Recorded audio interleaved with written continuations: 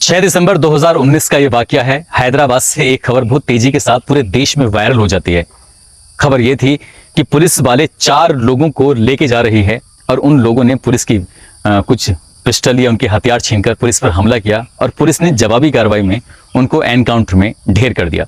जैसे ही ये खबर सोशल मीडिया के माध्यम से लोगों तक पहुंचती है तो लोगों की खुशी का ठिकाना नहीं था। बात कुछ ऐसी थी कि इन लोगों ने एक महिला डॉक्टर के साथ जो अपराध किया था वो वाकई बहुत ही भयानक था, जिसको सुनने के बाद कितने ही लोगों की आंखों में आंसू आने लगते हैं। इस महिला ने कितना सफर किया था ये सोचकर भी सिरहंसी पैदा होती है और शायद पूरे देश की एक ही मांग थी कि इन अपराधियों को कम से कम समय में बड़ी से बड़ी सजा मिलनी चाहिए। सजा तो मिल गई थी, अब जैसी भी थी, लेकिन सुप्रीम कोर्ट ने जब इस मामले को संज्ञान लिया, उस मामले की जांच पड़ताल कराई जाती है, तो आज सभी पुलिस वाले वो कटघरे में खड़े हैं।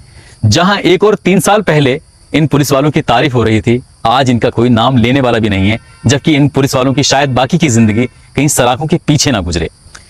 इस कहानी के बारे में मैं आपको बताना चाहूंगा। ये कहानी वाकई आपको झकझोर सकती है, परेशान कर सकती है।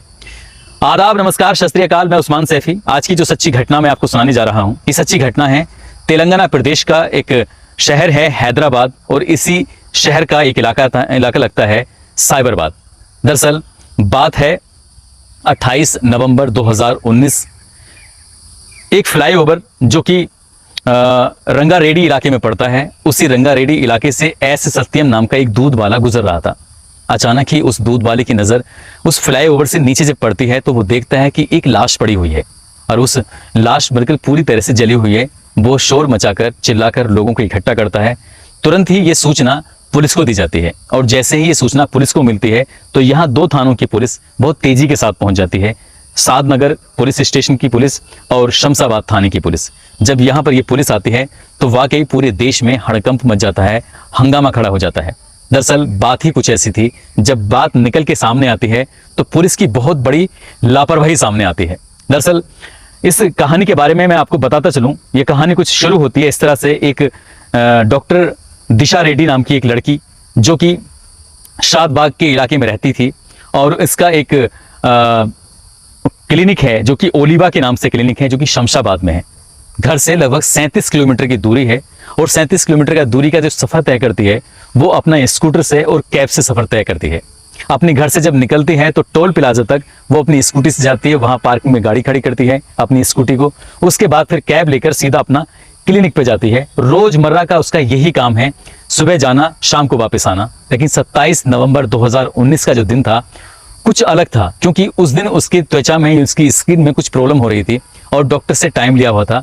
अपने क्लिनिक से बाहर निकलने के बाद वो सीधी पहुंच जाती हैं डॉक्टर साहब के पास और अपना इलाज कराने के लिए डॉक्टर साहब को दिखाती हैं। और वहां से जब लौटकर अपनी उस पार्किंग में, जहां पर टोल प्लाजा है, जहां पर उनकी स्कूटी खड़ी है, जब वहां पहुंचती हैं तो रात के 9 बज चुके थे। 27 नवंबर की रात 9 बज चुके थे, और वो अपनी स्कूटी को निकालकर जैसे ही उसमें बैठकर अपने घर के लिए निकलती हैं कि कुछ ही दूर स्कूटी चलती है, पता चलता है कि स्कूटी में तो टायर पंचर है, और टायर पंचर होने की वजह से वो स्कूटी को रात के अंधेरे में खींच रही थी। चारों तरफ सन्नाटा पसरा हुआ था।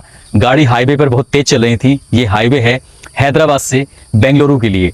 अब यहाँ पर गाड़ियां की रफ्तार लगातार आगे पीछे चल रही हैं, लेकिन कोई भी मदद के लिए आगे नहीं आ रहा था। अचानक से इस डॉक्टर की नजर जाती है। कुछ लोग, यानी कि 2-4 लोग जो इधर इधर ट्रक खड़े हुए थे, क्लिनिक खड़े हुए थे, लॉरी खड़े हुए थे, उनके जो कंडक्टर और ड्राइवर थे वो बारी बारी से उनके पास आते हैं, आकर कहते हैं कि मैडम क्या हम आपकी हेल्प कर सकते हैं। मगर उनकी जो नजरें थी, उनकी जो निगाहें थी, वो कुछ अच्छी नहीं थी। तभी डॉक्टर रेड्डी अपनी छोटी बहन को फोन करती हैं और बहन से कहती हैं कि मेरी स्कूटर में टायर पंचर हो चुका है और समझ में नहीं आ रहा है कि मैं क्या करूं। डॉक्टर को दिखाने में थोड़ा लेट हो चुकी थी, इसलिए यहाँ आई तो टायर पंचर है, और यहाँ मैं जब थोड़े से ही आगे चली हूँ तो आसपास बहुत सारे लोगों की नजरें मेरी ओर टिकी हुई हैं। सब के सब मुझे देख रहे हैं, ऐसा लग रहा है कि जैसे ये मुझे खा जाएंगे।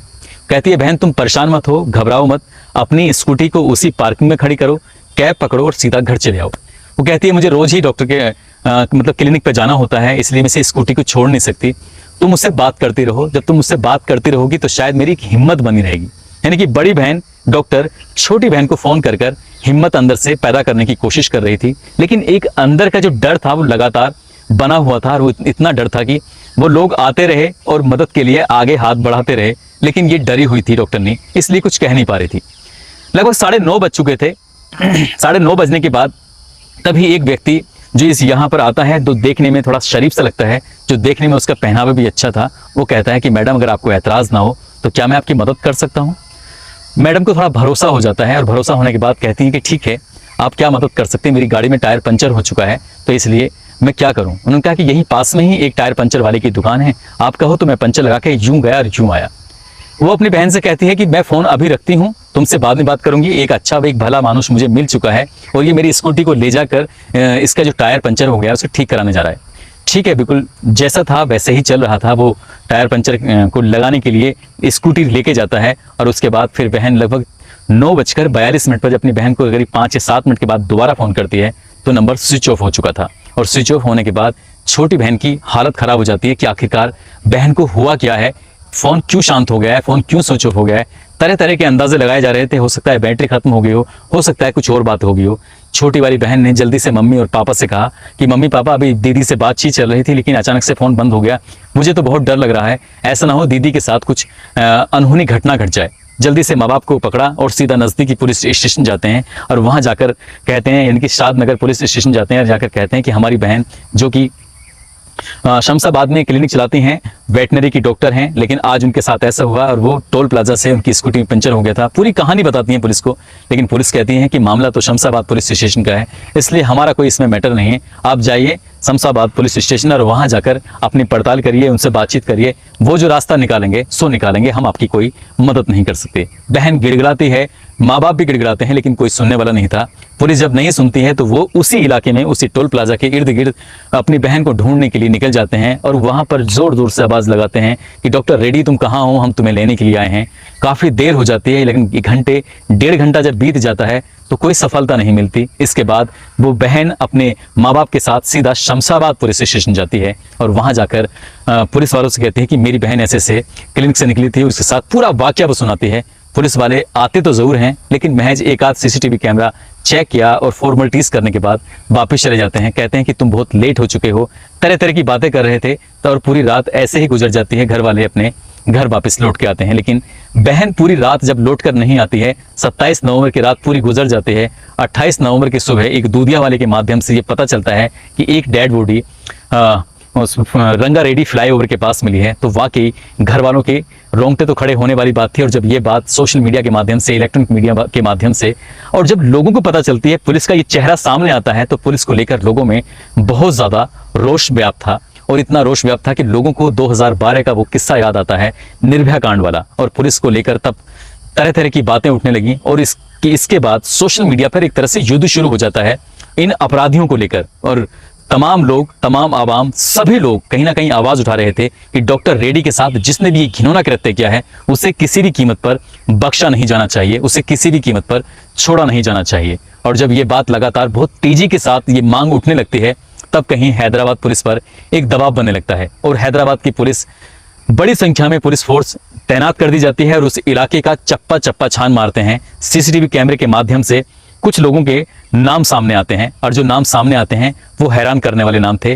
मोहम्मद आरिफ जिसकी उम्र लगभग 27 साल की थी, जोलू शिवा जिसकी उम्र 20 साल, जोलू नवीन जिसकी उम्र 20 साल, चिंताकुटा चिन्ना केशुगुलू 20 साल। ये 4 अपराधी CCTV के माध्यम से और अन्य माध्यम से जांच पड़ताल में पुलिस के ये पाए जाते हैं कि आखिरकार इन्होंने ही इस डॉक्टर रेड्डी के साथ घिनौना कृत्य किया है, इसके साथ गंदा काम किया है। दरअसल क्योंकि इस बीच में पोस्टमार्टम रिपोर्ट भी आ चुकी थी और पोस्टमार्टम रिपोर्ट आने के बाद उससे पता चलता है कि इस लड़की यानी डॉक्टर के साथ गंदा काम किया, हत्या की और हत्या के बाद उसको जलाकर मार डाला।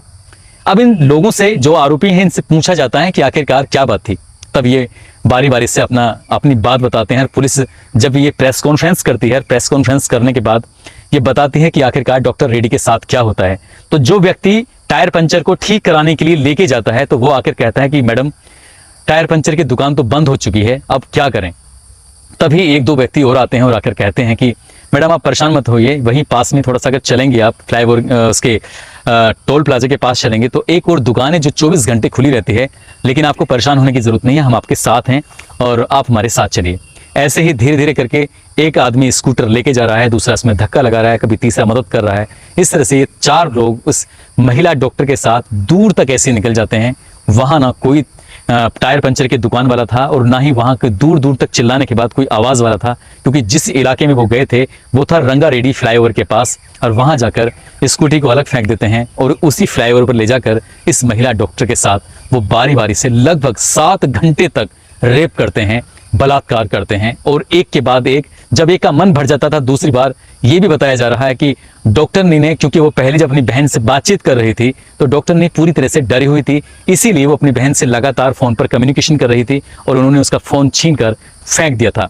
इसके बाद जब लगातार ये डर जाती है तो डरने के बाद बताया जाता है कि वो मर जाती है, और डॉक्टर ने जब मर जाती है तो मरने के बाद यानी कि उसकी लाश के साथ भी वो दरिंदे ऐसे ही अपना घिनौना कृत्य कर रहे थे, घिनौना काम कर रहे थे।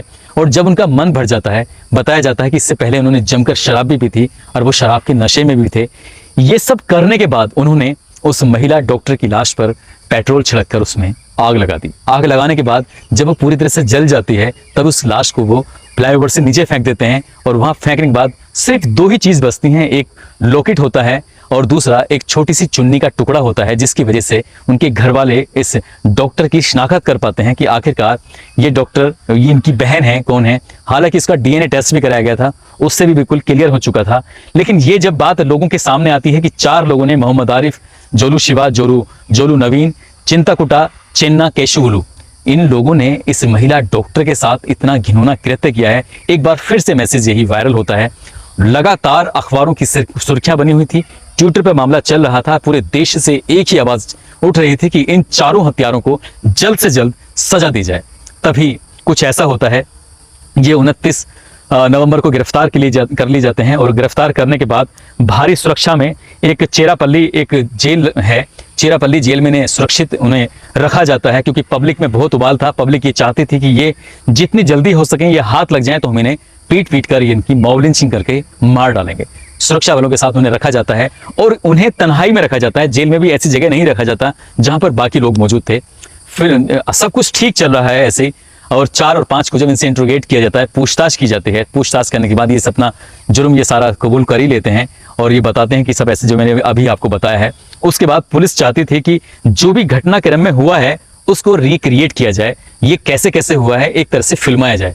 और इन्हीं को लेकर ये 6 दिसंबर 2019 की सुबह लगभग 5:45 पर ये उसी इलाके में, उसी रंगारेड्डी फ्लाईओवर के पास जाते हैं, उसी इलाके में जाते हैं। एक बस के साथ 10 पुलिस वाले साथ होते हैं और वहां जाकर ये सीन को क्रिएट करने की कोशिश कर रहे थे, कैसे कैसे इन्होंने ये घिनौना कृत्य किया है। जो जो चीजें थी, मोबाइल और डेटा बैंक और कई सारी ऐसी चीज थी जो इन्होंने वहां से मौके से उपलब्ध भी कराई थी। जब ये सब कुछ ठीक चल रहा है, अचानक ही बताया जाता है, पुलिस वाले तो ये कहते हैं कि इन दोनों में से यानी कि मोहम्मद आरिफ और जोलू शिवा ने 2 पुलिस वालों की पिस्टल छीनकर और भागने की कोशिश की। वहां पास में पत्थर पड़े हुए थे, वहां पास में डंडे पड़े हुए थे, उनसे भी पुलिस वालों को मारने की कोशिश की। और पुलिस ने कहा कि अपने आप को सरेंडर कर दो, अपने आप को पुलिस के हवाले कर दो, यदि तुमने भागने की कोशिश की तो पुलिस तुम्हें मार डालेगी। ऐसा ही हुआ, पुलिस ने गोली चलाई, इन्होंने भी गोली चलाई। 2 पुलिस वाले घायल हो जाते हैं, लेकिन पुलिस वालों की गोली से उनकी हमेशा हमेशा के लिए जिंदगी खत्म हो जाती है, मर जाते हैं। और जैसे ही ये बात पूरे हिंदुस्तान में पता चलती है कि डॉक्टर रेड्डी के